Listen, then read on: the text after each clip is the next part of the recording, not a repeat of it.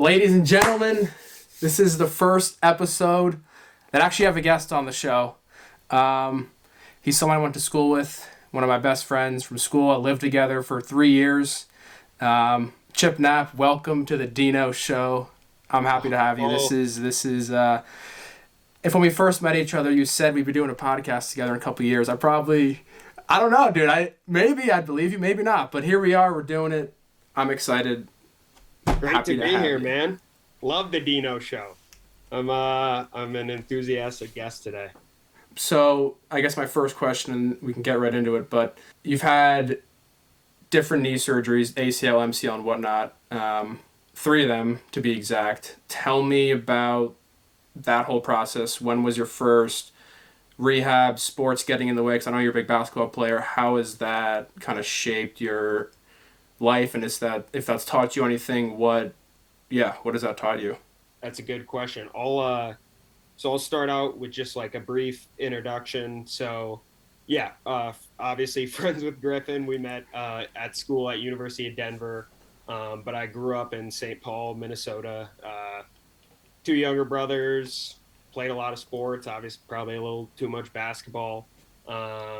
We met each other through the fraternity first. Yeah, rushing in the fall. Yeah, and then we lived in the same dorm room.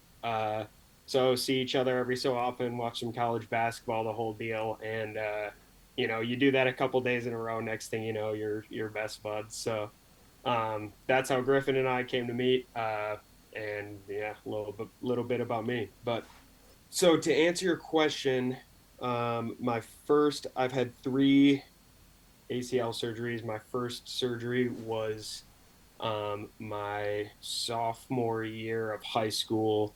It was actually the first game of the year. We're playing Tartan. It was having a great game. So obviously in high school, everyone's run into a million of these high school situations. You always think you're better than the coach thinks you are. Always think you should be getting more. Like, you know the deal. Of course. Favorites. It's the whole spiel. And so I wasn't starting in the first game of the season. I was like, I'm going to be starting by the second. And so I got in and I was playing really well. Had a couple. So I was playing on the sophomore team. And so the varsity team always has the game after. So they're in the stands watching you. So you got to put on for the older boys too. Of course. If you're putting on a show. So I was playing pretty well. And then I remember taking a 2-hop jump stop in the lane that felt goofy. It didn't hear a pop like people explained. Didn't have like excruciating pain. Just like that felt off, like more than anything. Right. So yeah, knee was throbbing on the way home. Didn't think much of it. Didn't consider an ACL injury. Fast forward, that's ended up being what I had. And I suppose my family has some predisposition, or is predisposition for a lot of knee injuries because my younger brother's had one. My dad's had 3 knee surgeries now. My mom's had 2. And so bad knee genetics in the family, I guess. But like Griffin said, had 2 more operations, 1 more a year later in high school. It was my first full practice cleared, cleared for full go, like run as hard as you want, that type of deal.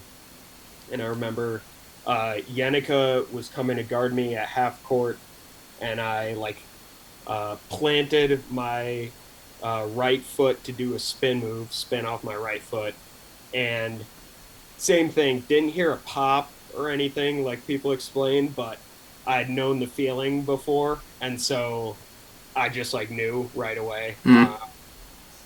Such a bummer. Just awful, especially first practice back, just not the way. Coming off another ACL surgery, all right, I can finally play again, to dead broke. So yeah, back to more 2K after that. Had to be grinding in the virtual. Then I had 1 more surgery when we were out at school together. My senior year, I guess, so both these previous injuries were my right leg.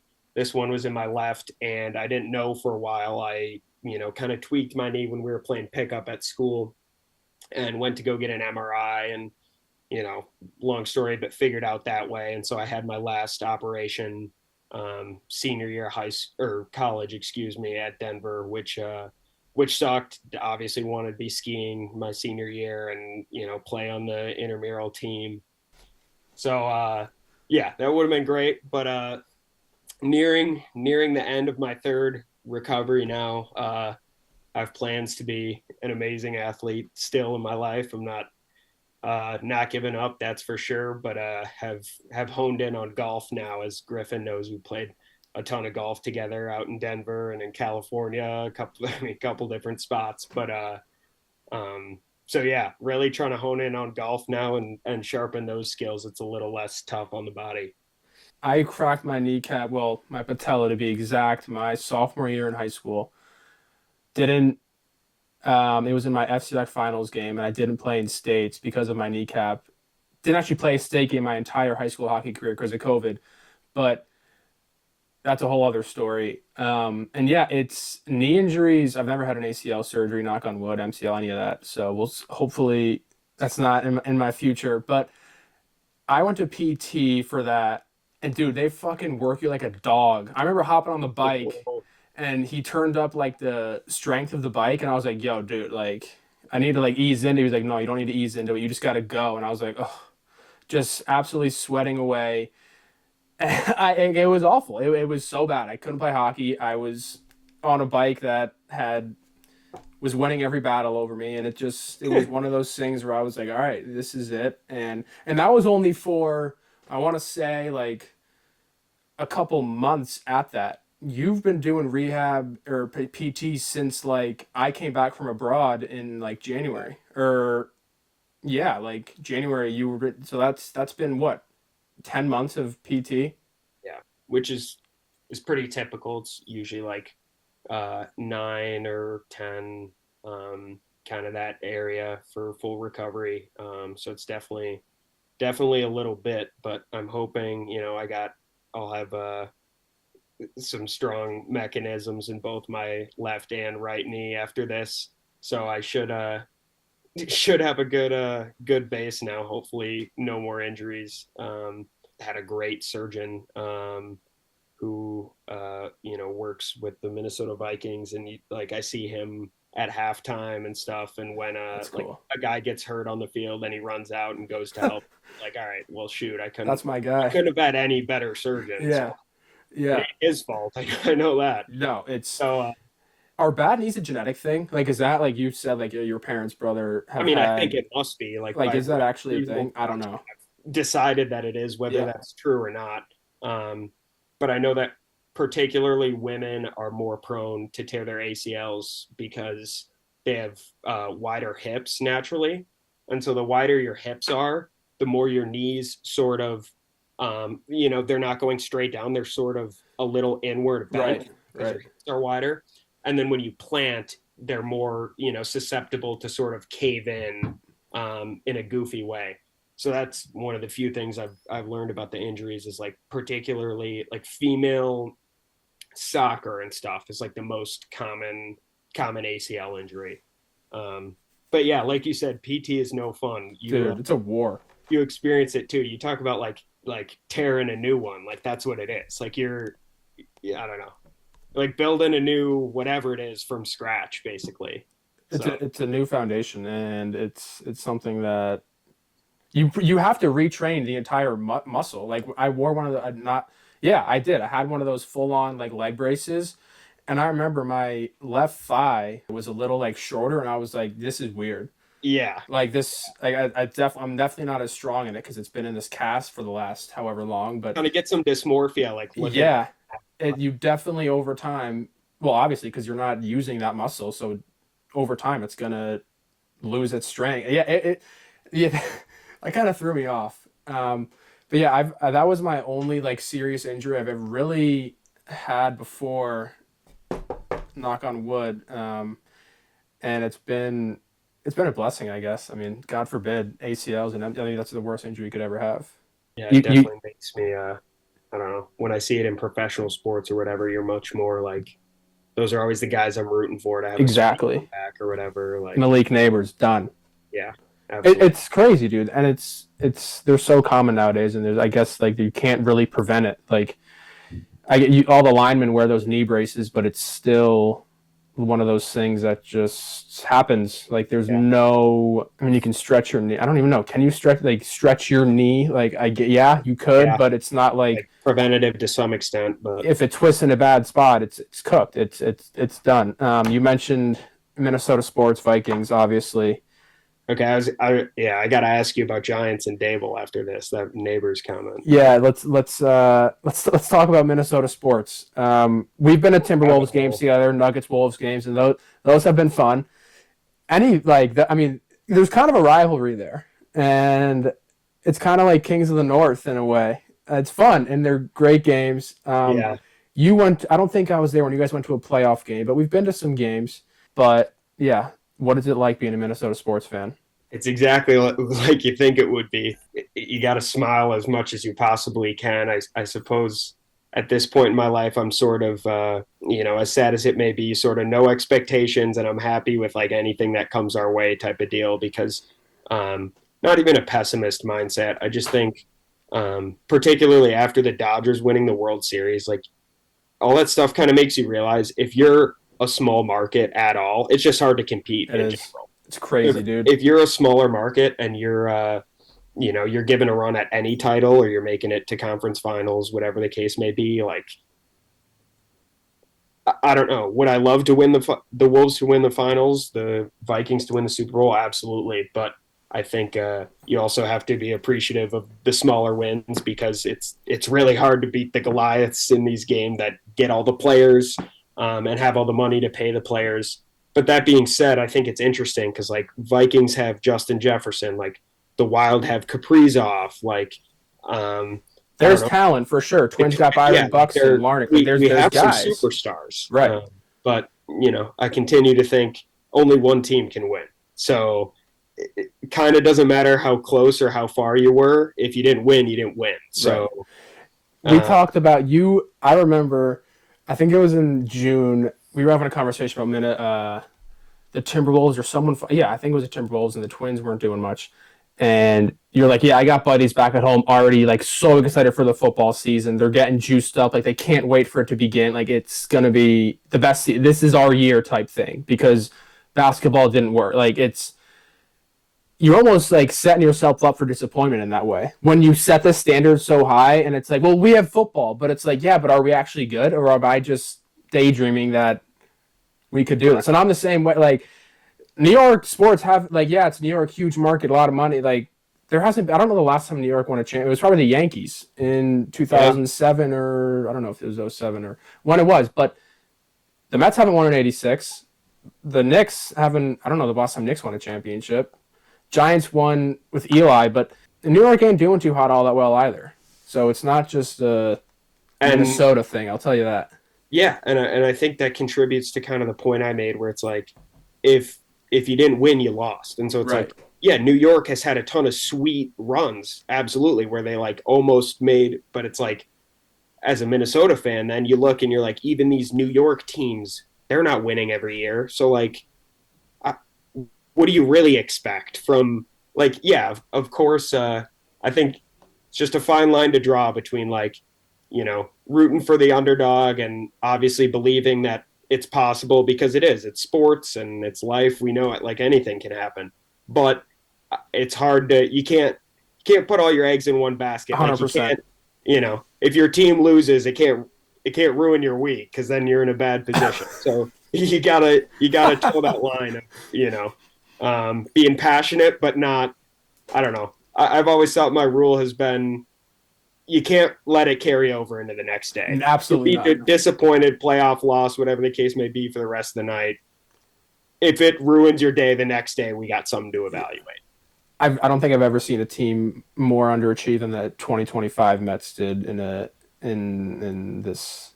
As in like this year's. Yeah, I mean, you get Soto, arguably one of the best top 3 players in the NL, top 5 in the league, arguably. And he had a very good year. It wasn't like, oh, Soto didn't show up. Like, he had a shaky start kind of thing. Like, there was early chatter about, like, his attitude, his not trying, he's not running to first base fast enough, like lazy, doesn't care, and all this. And I was like, all right, you gotta like settle down. He's gonna be fine. And he turned out he led the team in home runs. He led the team in walks like he always does. I mean, he gets on base. He does the right things. Down the line, it came down to pitching. We couldn't have a starting pitcher go more than 3 innings when we were fighting for a playoff spot. Like Yeah. it as so much it was what's wrong with the actual lineup, the team. We couldn't get a starting pitching to go 3 innings. David Peterson fell off the face of them. Like all of our pitching just went out the door. And my dad and I were watching it every night because we're huge, passionate Mets fans. But it was like even if this team magically makes it to the NL wild card and they win miraculously, they're going to play LA. They have who are we going to put on the mound? We brought up 3 rookies who, ironically, were our best pitchers: Sproat, Tong, and McClain. Nolan McClain's going to be an absolute stud, by the way. He already is the next Jacob deGrom. But it's Here first. we didn't have it, and I was rooting hard. I was like, yeah, it'd be great to get in, but like I just said, had we got in, dude, we're destroyed Yes. in the first. We're not beating Glass now. We're not beating all these guys. Like it's And that goes exactly back to the point I was saying. That was like, yeah, absolutely, got to cheer on your team harder. Got to be passionate, all that stuff. But you also, in every sport, every year, 90% of the time, there's a team to beat.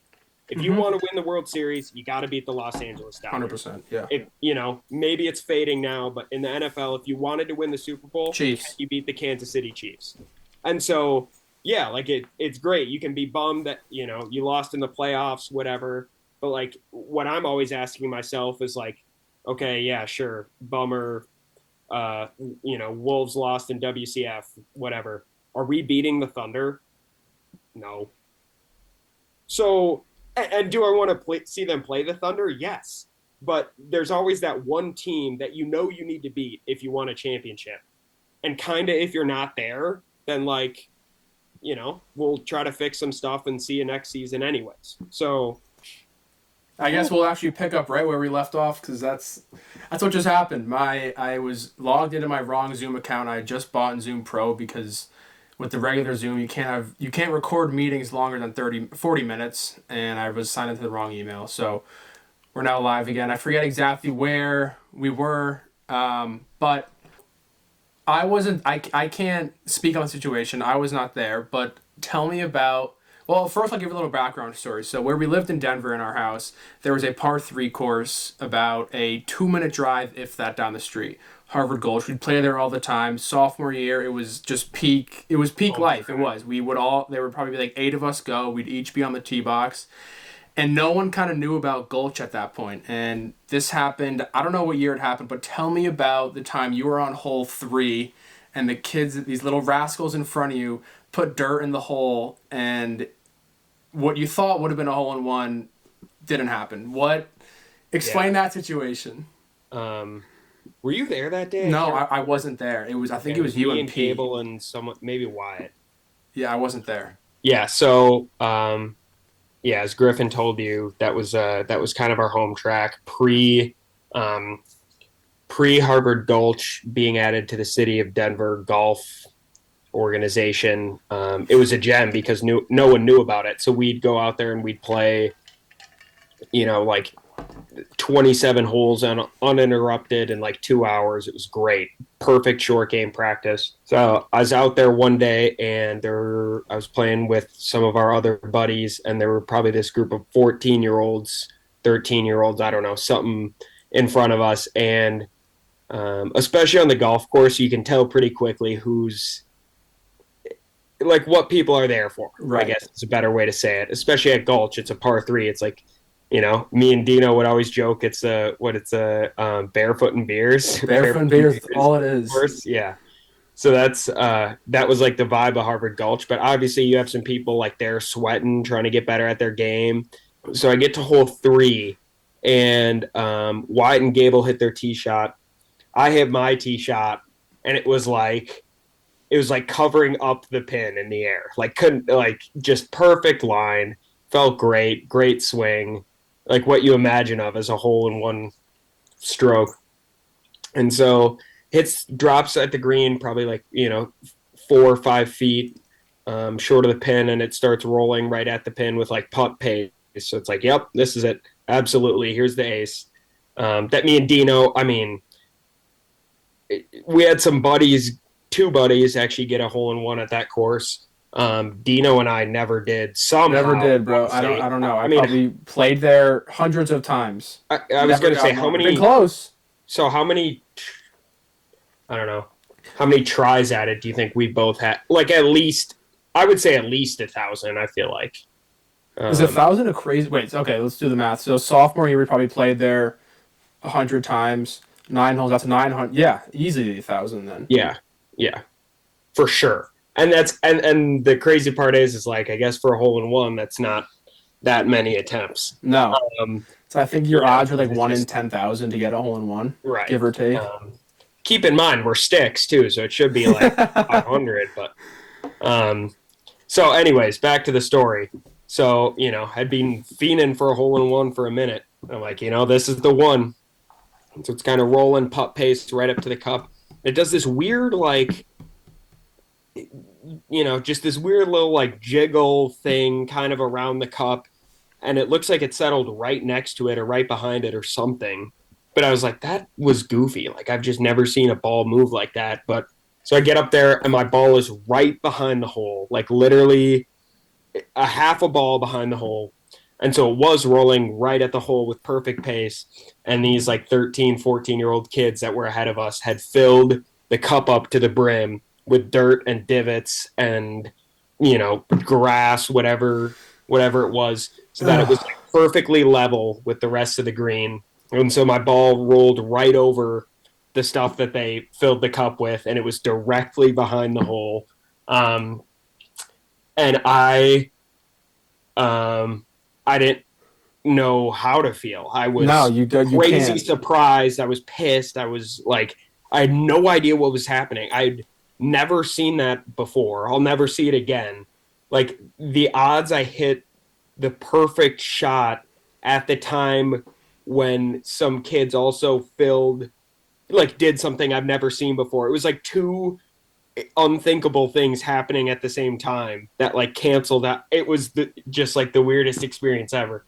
So me and Griffin's friend Cole, who's he's a ride or die. Yeah, he's a ride or die for sure. He whips his head because he's mad for me, and these kids whip their head to look at Cole, and they get this look on their face like, oh, we know what we did. Like I have an idea what just happened here. So they dart off into the neighborhood. Like Griffin said, it's by school, so it's right in a neighborhood. So they dart off into the neighborhood to go get lost. And our buddy Cole goes chasing after them, probably for a half a mile or something. And they disappear and he gives up, comes back huffing and puffing. Shout out to Cole for trying to chase him down. He's a great friend for that.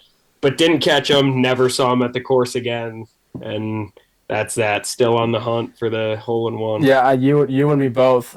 We'll never know if it would have gone in or not, unfortunately. And we've claimed close at that course, and we've had inches. Yeah. And I can imagine. I think the most fascinating thing, the next hole 4, is what, 110? Yeah, 110 or so. I saw 2 hole-in-ones there. One with Wyatt, who hit like a fat pitching wedge because it's on mats, and it was he got just enough club on it. No spin, and it took one bounce, bounced onto the green, went right into the cup. So that was one, and I was like, how the fuck did that just happen? Wyatt, out of all people, respectfully, Wyatt. I mean, come on. And then this past fall, Levi, who has played golf before, he had come to Gulch every now and then and can swing a club for someone who never really played golf before. Actually, a pretty solid swing. Gets brand new irons shipped to him. His first swing with the new iron, he hits a hole in one. It was it was like a magical day. That was like I don't think that's ever happened in the history of golf. Was that were all of our roommates there?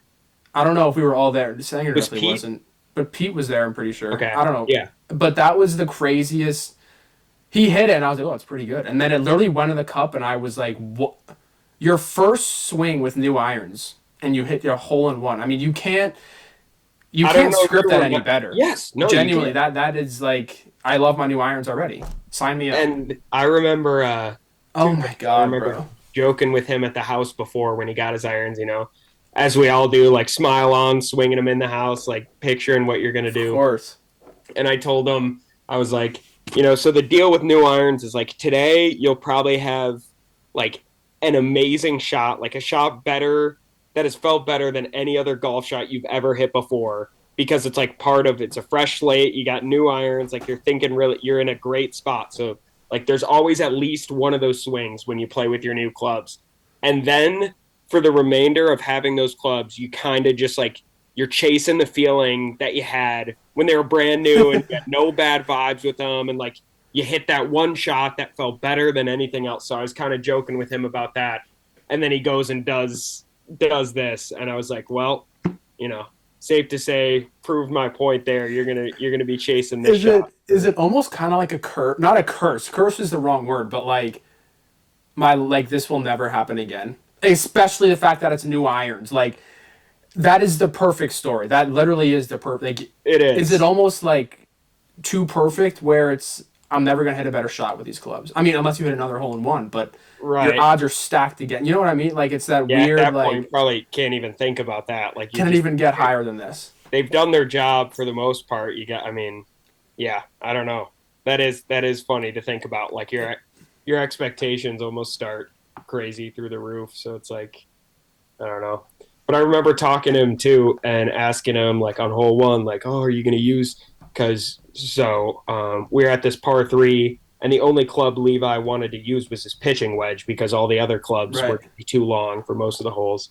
So I remember asking him on holes 2 and 3. I was like, oh, is this the hole for your pitching wedge? He's like, no, I'm saving it. I'm saving it for hole 4. Like I'm using it on hole 4 and then first swing with it on hole 4. It's like he had it mapped out too. It was that was like divine intervention, serendipity, whatever you want to call it, the craziest thing I've ever seen on a golf course. Yeah, Been that was around the game for quite some time, but that was by far the I don't know. I don't know what to say. we had some It buddies was right wild. behind us too. We had Danny Moore and Colin. Yeah, they're They're skewing on the right other tee behind us, of box. course. And I mean, I'll kind of switch gears a little bit, but well, actually no, because you went to the Ryder Cup when it was in Italy. I was just Yeah, there at Bethpage. Watching a professional golf player hit a golf ball is see the it's problem is they make it artistic. look way too easy, and it's like, oh yeah, just bring your hands back, hips through, follow through on the ball, done, right? It's an art. It's art. It's a art. Watching Rory McIlroy hit a driver on the range, I was like, that's the greatest swing I've ever seen. Any of the guys. I mean, I literally sat on the driving range with my buddy and just watched, and I was like the happiest kid on the planet. Like Yeah, this is eye candy. I've never how hard and how easy they swing at the same time. I was a stun. I've never. I was wow. It's an impressive thing. Tell me about Europe and when the USA got absolutely their asses waxed. yeah. Funny, funny you say that about just like watching anyone. Like this is no shade because he's obviously a miraculous golf player, but I remember watching Tyrrell Hatton tee off at the Ryder Cup, and he's kind of, like I said, miraculous golfer in the grand scheme of things. But when you're at the Ryder Cup, you're not really thinking about like, really want to see Tyrrell Hatton today. Right. That wasn't on the agenda. But remember him seeing or watching him hit his driver, and you've just never seen a ball go so far and so high at the same time. It was just like nothing I've ever seen before. And like you said, it's an art. And I think what's so fun about it is you have a guy like him who's kind of short and stocky. You have a guy like Ludwig who's, I don't know, 6'5" and a skinnier guy. You got John Daly who's like, borderline fat when he was playing. You got like golf doesn't restrict to a body type. It No. doesn't restrict to one type of swing. Like you said, it's kind of art, and like everyone goes out there and they paint their picture a different way. And that's why I think it's so fun, especially in these huge tournaments, the Ryder Cup, the Masters, whatever.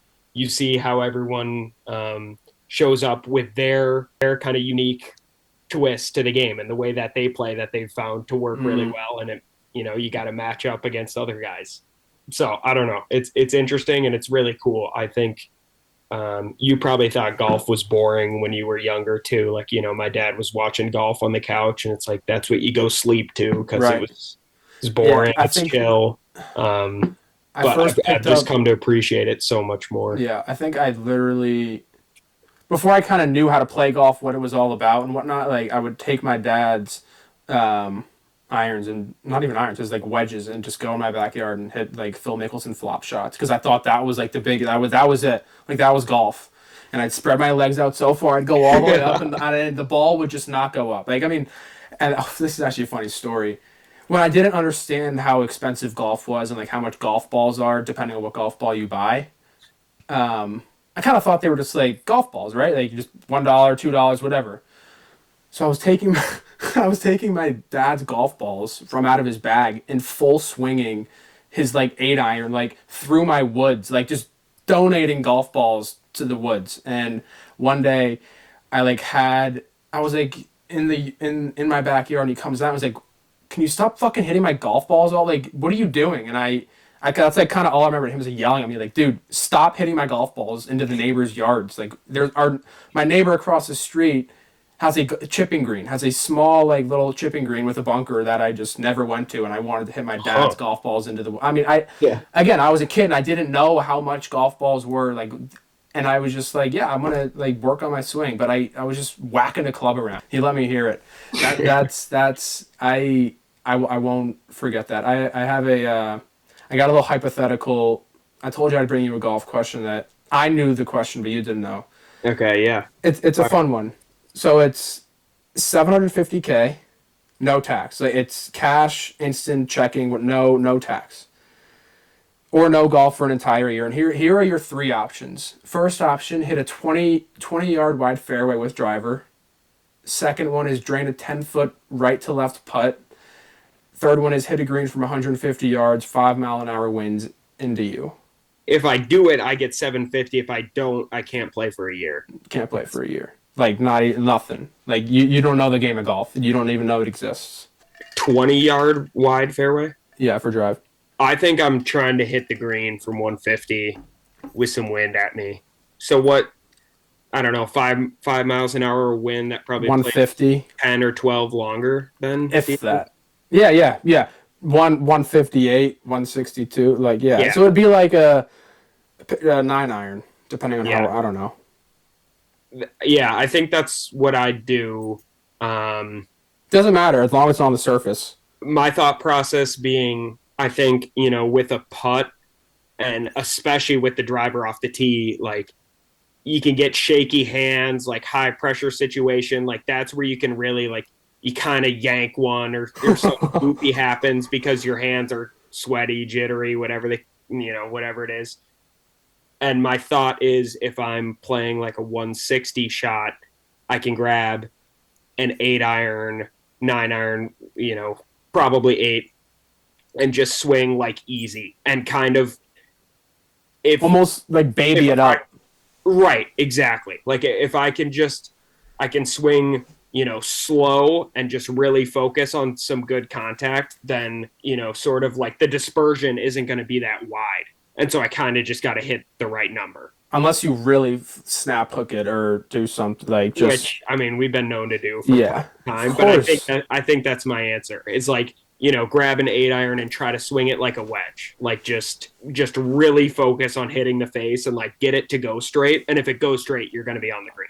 That's sort of. I think that's I really yeah. And I think you can get luckier too. Like you can make a bad swing and it could still go straight. Right. Where like bad putt with a 10-foot slider, like bad drive, 20 yards of fairway, probably not getting away with it. It totally depends on how bad there's a you little miss more it if you were to miss it. Because you can get away with I said it totally depends how bad you miss it. Because you Right. can get away with a bad like you miss hit your drive, you tow it, but it still goes straight. Like it putt is the only one where if you pull it or you push it, you're kind of chopped. Like you're Right. done Right. because it's just gonna break. But yeah, that That's my thought. from I feel like you're a putt guy. I know when the putter gets hot, it's like I don't think there's a better feeling in golf than having a hot putter. Let me just shout out to the crowd right now. If you're thinking of getting a new putter, get a spider. It is. Get what a kind of spider spider. do I you love have? my. I don't know. I've had it. I got it sophomore year, dude. I actually might. Spider GT.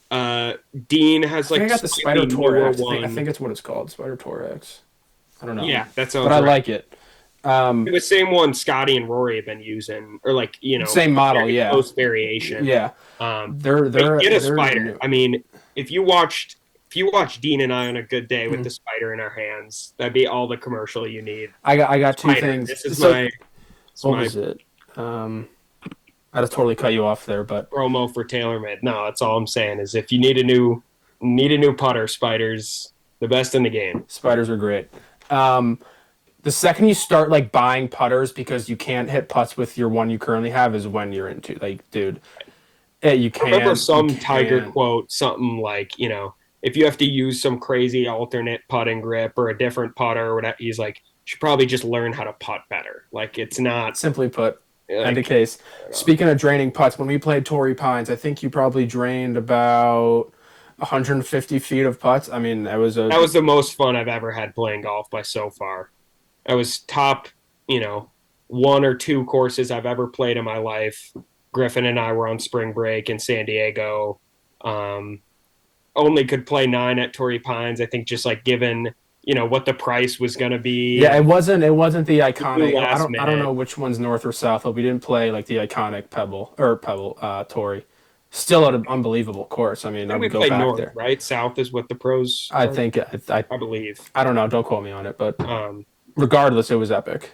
but yeah, that was like the most fun I've ever had playing golf. Just such a cool course and combo of playing really well that day. I think it was on 9, the last hole we played of the night. It was like dark, and I'm walking with Deano and our other buddy Cole, who I was talking about earlier, who chased the guys off the golf course. It's dark. We can't even see each other. We're playing like quick golf, just trying to get it done. And No, you could see, but it was getting dark. Yeah, yeah. Go ahead. You tell it. I mean, So yeah, we were. I don't know what hole it was, but it was the sun had gone down, and it was still kind of that like 15-minute window where you like can see just enough to play golf. right. I'm walking up the fairway ahead of you two, and I do like the casual like look behind me to see where they are because Cole was about to hit. He hits his shot, and it's one of the tops, but it has enough speed. And it's just cooking down the fairway, coming right at me. I didn't react in time because I just didn't think it was going to hit me. It hit me right on like the side of my leg. Instantly lost feeling in that leg. Like I was just like, I thought I like fucking cracked my knee. I was like, I'm fucked. Like it wasn't like it was like a little like chip. No, it was a full on. Yeah, I mean it's like swing. 3 wood from 150, and it drilled me right in the knee, and I was like, I couldn't walk. I had to like, oh my god, dude, that was the dumbest. Quite a way to end the round. Yeah, like Torrey Pines, great, yeah, just get drilled in the leg, awesome, love it. No, but no, that, yeah, I don't even know if Gable yelled 4, like probably not, and it just. I feel like there's still to arguments to this day about whether that happened or not. It was a spring break that we turned into a golf trip. Yeah, we played Torrey crossings at Carlsbad, played some big par fan 3 of course. We had fun at crossings. I think we played 4 rounds of golf. Yeah, in played the goofball goofball course that we paid like 54. Yeah, that was absurd. You walk 9 holes directly away from the clubhouse. It doesn't come back, so you got to like re-walk. That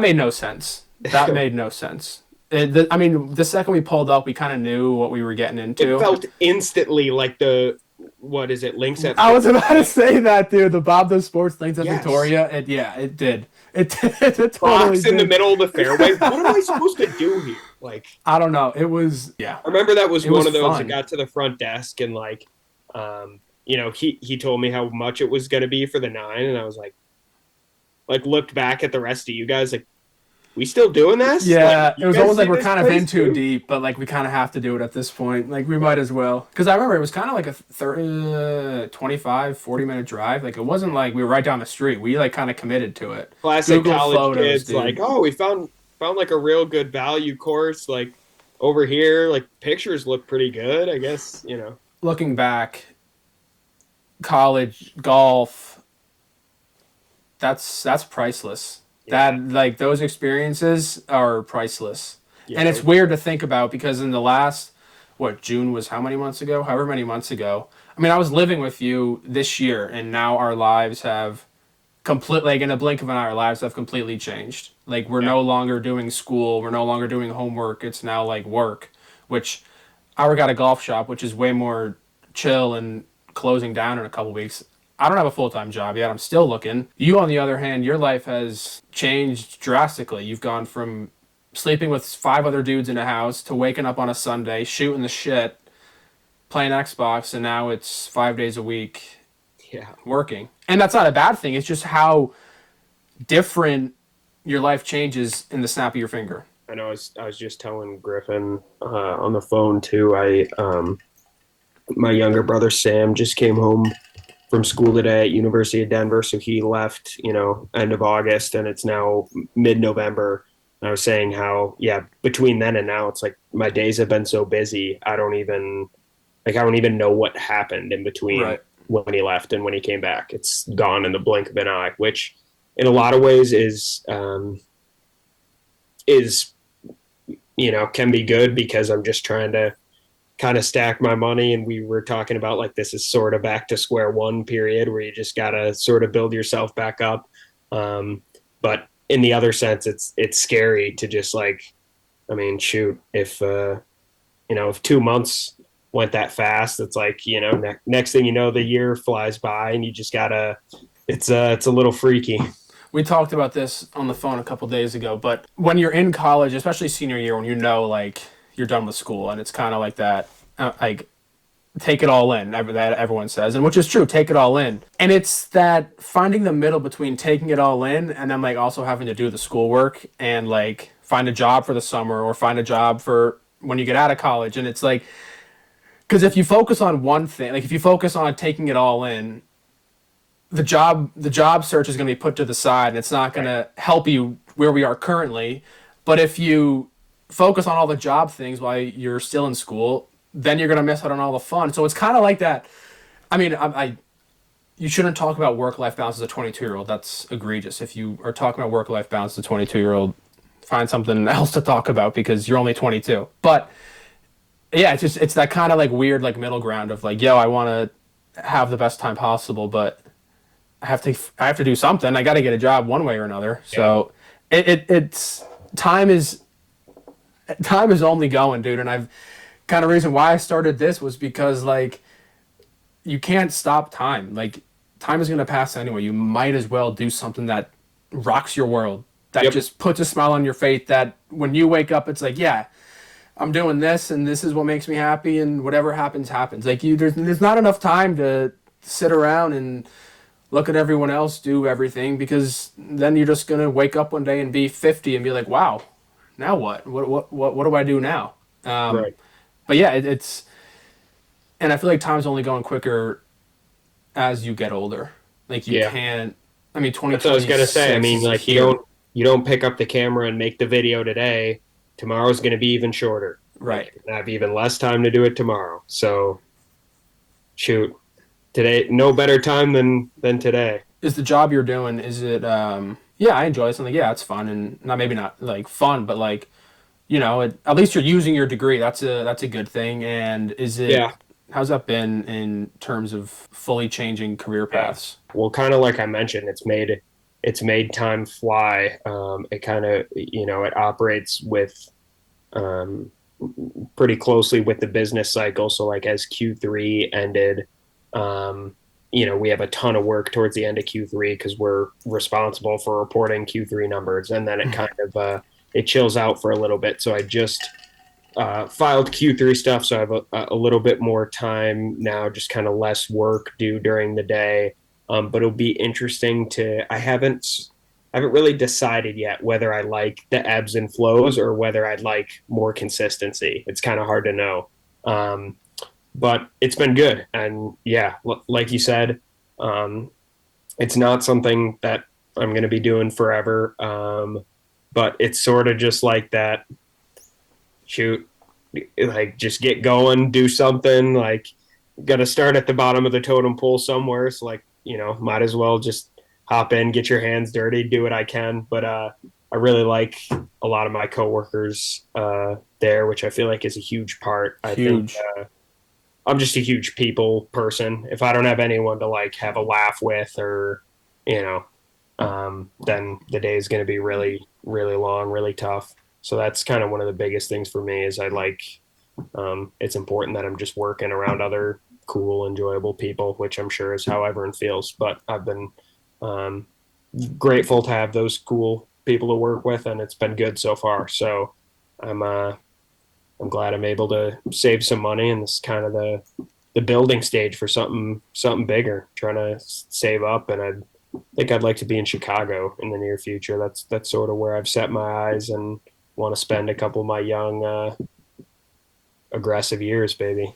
The Windy City. I've actually never been to Chicago, but Oh, it's fun. there's this. It's a big. I mean, it's been like this for a while now in social media, but like the whole 9 to 5 job is not the way anymore. Like it's if you Just do a 9 to 5, you're not.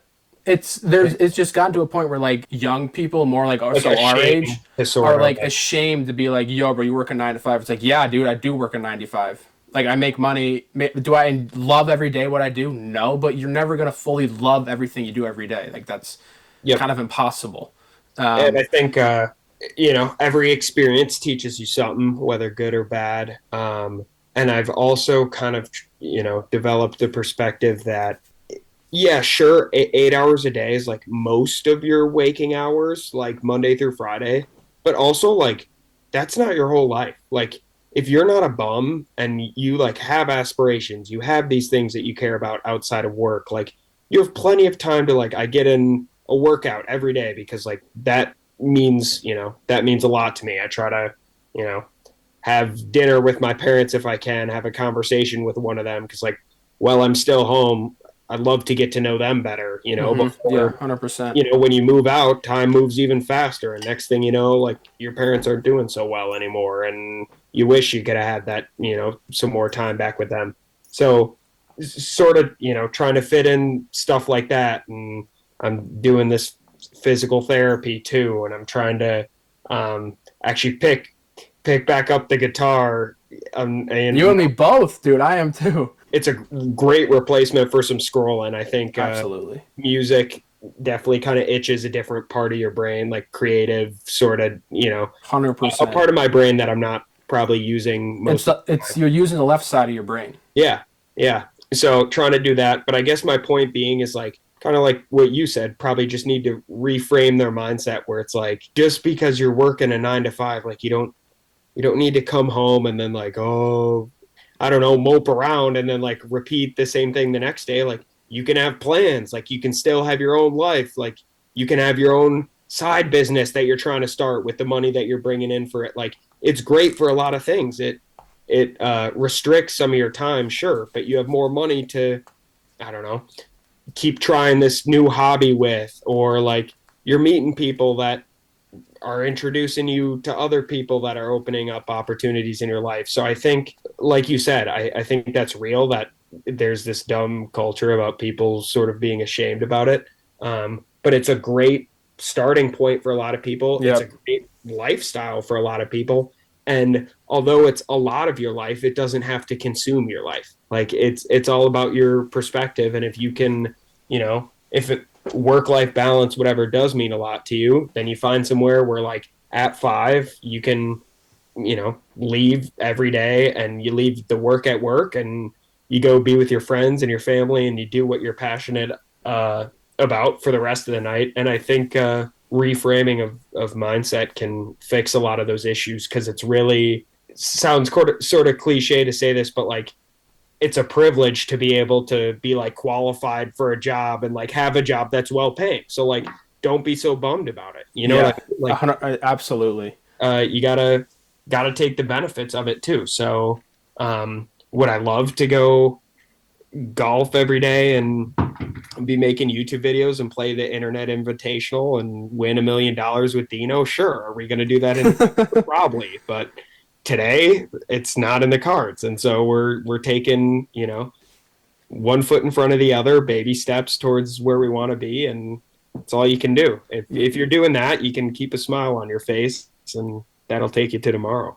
Yeah, I mean, a 9 to 5 isn't your whole day. If it starts actually at 9, wake up at 6. You have Yeah, then three we got hours. other problems, right? Like if there's so many things you can do outside your 9 to 5 to set something up for you for the future. Would I like to do this full time and this be my job? Yeah, absolutely I would. But I don't have the following. I don't have any way of making money off doing this. I'm starting this now so that hopefully in 10 years from now, 5, however long it takes, this is something I can do full time. But I don't have that yet. So I Right. need And some, like I I said, need a you're sort of money. I need to maintain a lifestyle to get to where I'm going. It's sacrificing, not even sacrificing, but it's building something from zero. Like anyone who has ever built any, like Joe Rogan, best podcaster in the world, he started as a comedian. He didn't just start this podcast. Like people have jobs and do other things on the side. And there's this whole, like I kind of mentioned, it's this whole like, oh, bro, you work a 9 to 5. Yeah, I do, dude. I need some money. yeah. I can't just, I'm not buying your course. Like I'm not doing any of that garbage. Like, yeah, it's what you do in your free time when you're not working that really makes the difference. And if you want to start your own thing, then do something And outside of your job. and like you've talked about, like life is so much different than it was in college, but I also feel like with the 9 to 5 thing, there's this notion that like the rest of your life isn't going to be fun and you have no control over it. Like it's the way life goes, whatever. It's just like anything else in your life. Like you can you can find a situation that's unique to what you enjoy and what you like and what works for you. Like I know so many people that are yeah, they have a 9 to 5 job, but they found somewhere where they can work remotely. And so they travel, to go camp somewhere new every weekend, or they can work remote. So they're always visiting friends or golfing a new golf course, skiing somewhere new, whatever the case is. So like, that's one of those things that I do feel like is really cool about leaving college and growing up a little bit is like, sure, a lot of it's scary, but also you can do whatever you want. Yeah, And some things that you want to do are much harder to achieve than others. Like yeah, gonna take more time to get there. But the fact that it's a possibility should be encouraging and excite you to just like live another day because um do I have enough money to, pick up and move and be paying my own rent and all my groceries and whatever in a new big city right now? No, but that's a possibility that I'm working towards in the future and I'm yep. excited about that. And so like that's what life's about right now. And then if I change and want to do something else, I could do that too. So I think um kind of like you said, there's this notion about like don't get trapped in a job, the rest of your life is going to blow, but like it doesn't have to. All you have to do is not think that it blows and do what you want to do, and Yeah, then that's it's a mindset thing. It's a glass half full, and that I it it, think it, it comes too many down to people your are mindset. accepting of like what you just It, believe. it's it's the victim mentality. It's the Right, I have to exactly. do Yep. this and I have to do well. First of all, the odds of you being even born on this planet are like 1 in 400 trillion. You think you're gonna have an easy life, that everything is gonna work out perfectly for you?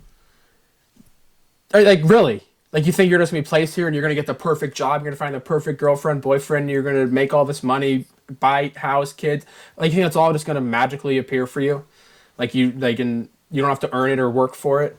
No, dude, you're born. It's part of a tax of being alive that you're gonna have to go through shit in order to get the shit you want.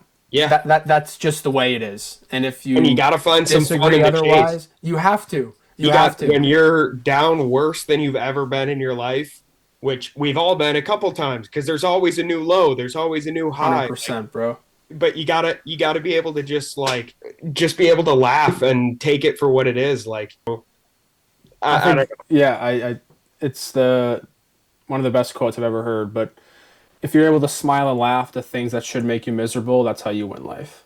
Absolutely. That's how you win. Like you literally, if you make humor, positivity your default emotion default emotion, and every now and then remind yourself during the highs that this isn't going to be forever, and during the lows that this isn't going to be forever, you can't lose. You Yep. can't lose. I think that's a I great said this in one of my earlier episodes that I did, but I said if you can control your mind, control your emotions and your thoughts, and think positively, be grateful for things you have, you can't live It won't be possible. You won't be sad. You'll be happy. Yep. Just comes down to how to manage your thoughts. You've experienced it. I've experienced it. All of our friends, all of our family have. You know, you sort of begin life looking at obstacles or challenges in your life or whatever. And it's like, once I get over this, once I accomplish this, like once I finally get through this class, once I make this person my girlfriend, once I earn this amount of money, like, you know, whatever the hurdle is that in your life that you're trying to get over, you reach, whatever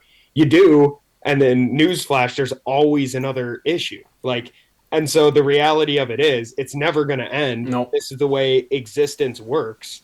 And so you gotta laugh along the way and be able to roll with the punches because, like I said, the thing you're focusing on is probably not going to be the biggest problem in your life. There's going to be something more bigger that comes along down the road, and so you kind of just you got to take it for what it is because it's never over, and that's not going to change. So if you don't accept that, you're not going to be able to be happy and take it in perspective. A way worse day is coming for all of us. Yeah, and that like actually matters. Losing a loved one, losing your parent, losing a grandma, whoever. Like that day is coming.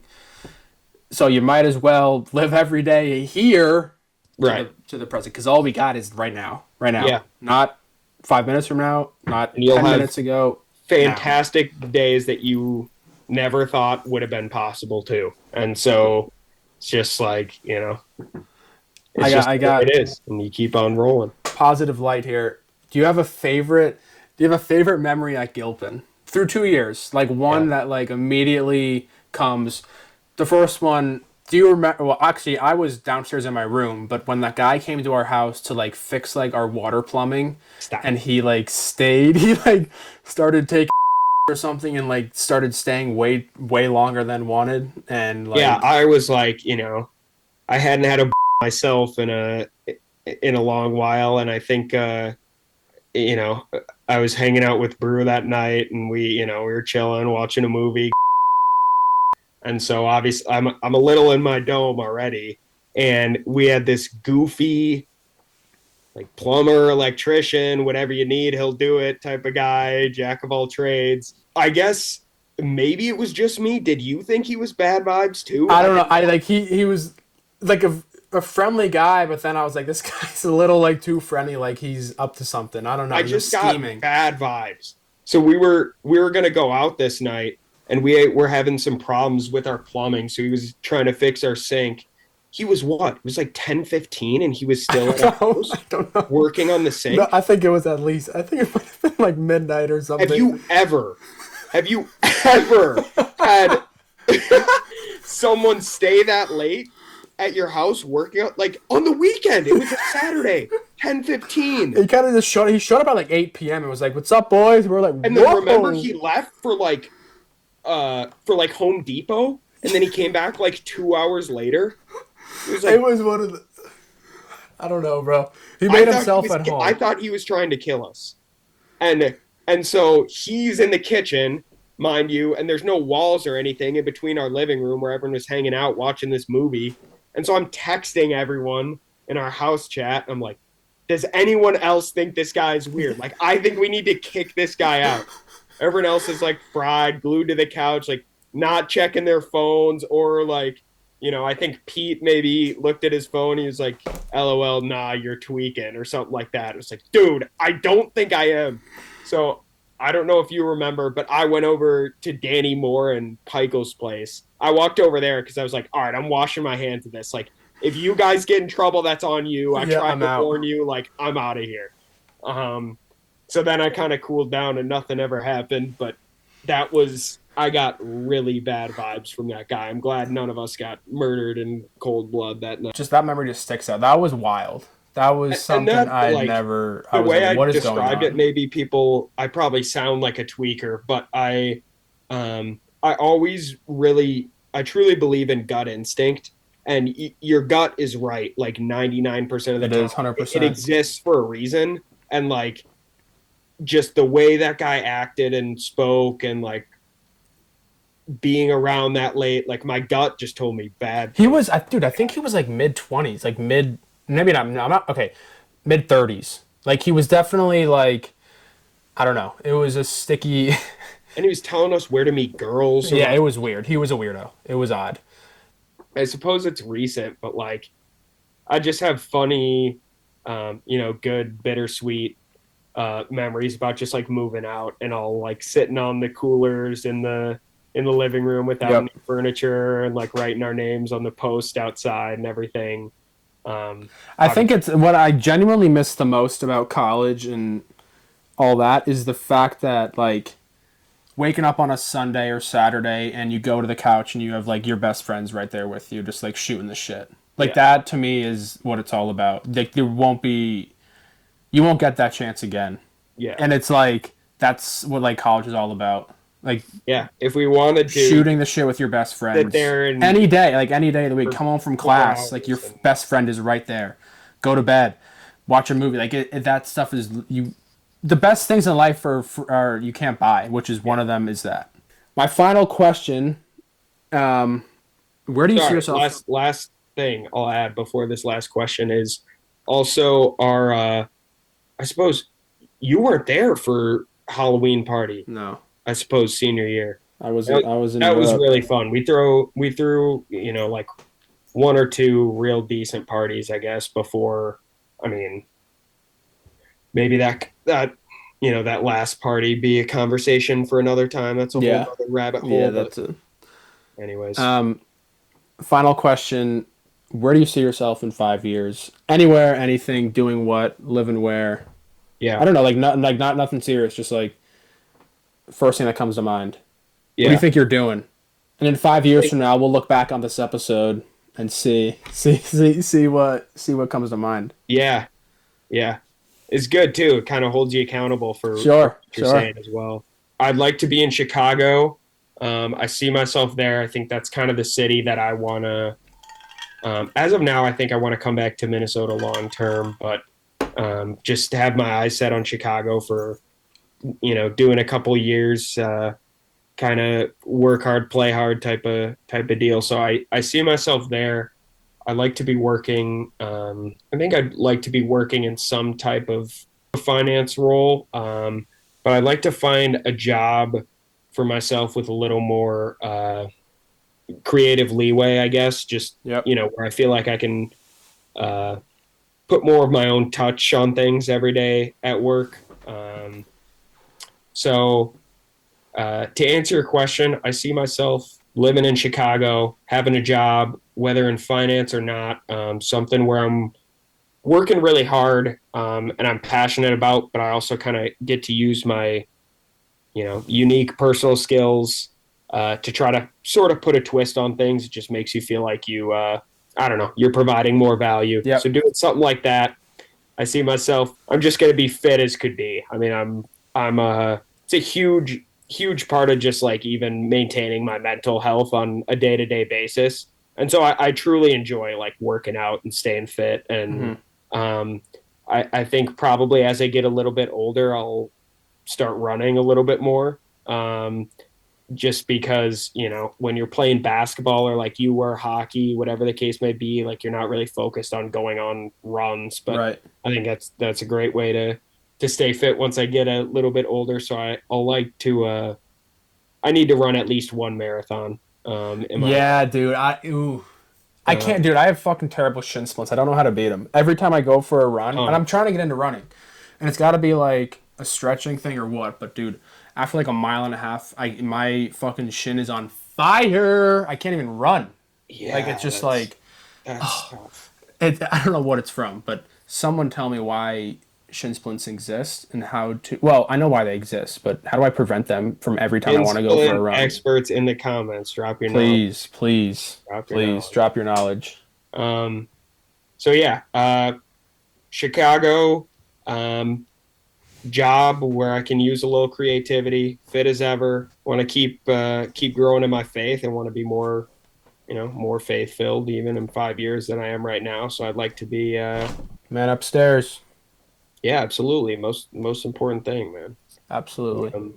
I spoke about this earlier. I love being around my friends and family that I'm close to, and I would Hmm. love to be able to work with them. Like that would make my life really fulfilling. So I've talked to Sam a lot about trying to, do something with him. I love contributing to this sort of stuff because I love to Hell see what yeah. Deano's doing, um, and be a part of his journey. So I love to, in one way or another, be able to work with my friends and make a couple dollars with my friends too. I think that'd be uh, really cool. And probably right now we got to kind of go our separate ways and we develop different expertises and then sort of figure out how they can merge together. Yep. It's kind of exciting to think about, but that's something I want to do too. Is I want to work with some close friends. I think that'd be cool. Yep. Um, 100%.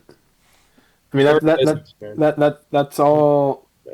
It's all so attainable, and anything in life is attainable. It's just it's just a matter of doing it and getting it done. Um, So what about you? Yeah, I mean, I need you to answer the same. yeah. Myself in 5 years, most likely living down in East or West Village in New York, somewhere in New York. Definitely still continuing at this. I don't know at this point or at that point this will be my full time job. Hopefully it is. But I expect to definitely have a real shot at this. Just continue to stay healthy, continue to grow in Yeah. faith, continue to maintain a healthy lifestyle. And where else do I want to be? I want to have traveled to some more countries. That's a big one. Um, What's the biggest on your list? right now, Asia, somewhere in Asia, I think would be sick. Um, You know where to find me when you go. I'd love to make it. yeah. Africa. I mean, Africa is my biggest trip I want to do, but that's a boatload of money, and I don't have that right now. But yeah, I really want to. I'm gonna give everything I have to this. I really believe that this is what I was placed on this earth to do. This is just fucking lights up my world. It just I was gonna like say, I can see it in your it. face, man. Yeah, It's all it just makes me happy. I've just like I've said before. I've just never had kind of the courage to step into my own skin and be who I've always thought I could be. But now that I'm kind of doing it and taking that step in this direction, that it's actually coming to life is kind of wild. And even though I'm at above zero, just a hair, it's something, and something over a long period of time eventually turns into something really big. So that's the goal. I want to build a community, hopefully have some friends along the way, maybe create a team or something. I don't know, dude. yep. That's not exactly. I can't control the outcomes. Whatever happens, happens, and that's kind of the mentality I have with this. And continue to do the work, continue to try new things, and interview Yeah. someone for the first You put time. on Really, a I've ever smile done and you this give it 100 before. percent at one subscriber, and you do the same thing at 10, and same at Yes, 100, and it's just like I said, you're riding the roller coaster, and just you it don't is. change throughout the whole thing. You It is. appreciate the whole ride.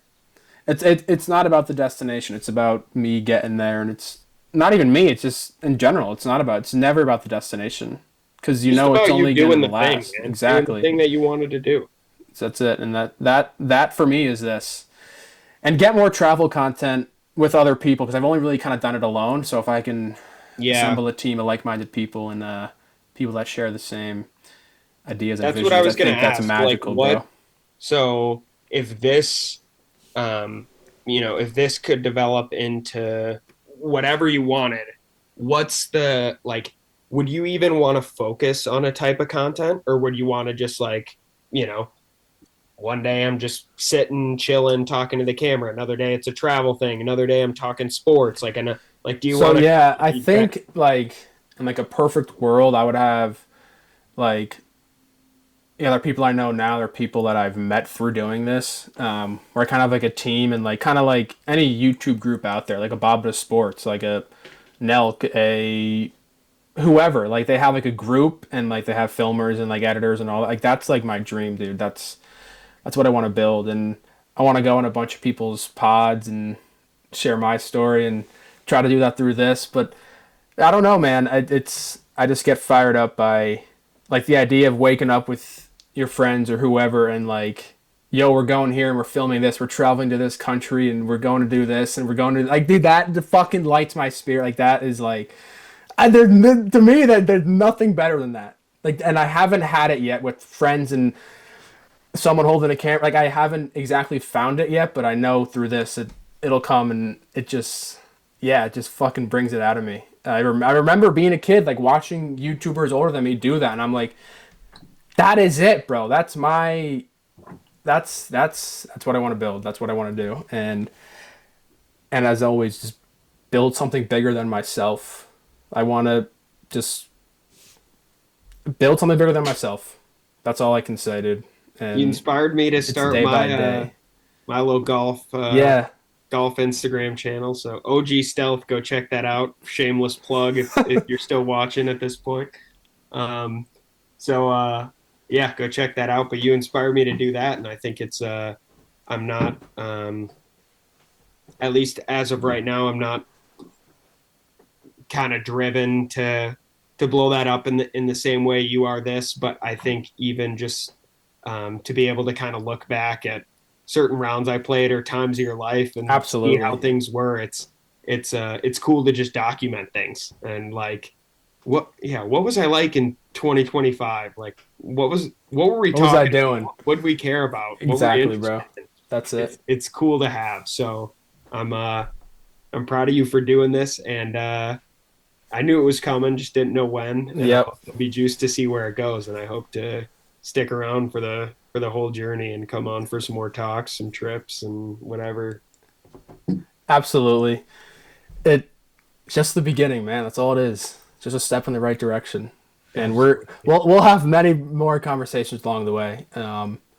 Possible trips for sure. I just got to get there first, and then it's game on. Then the world is the world, and whatever happens happens. But this was sick, dude. Yeah, first ever episode with a guest on the Deano show.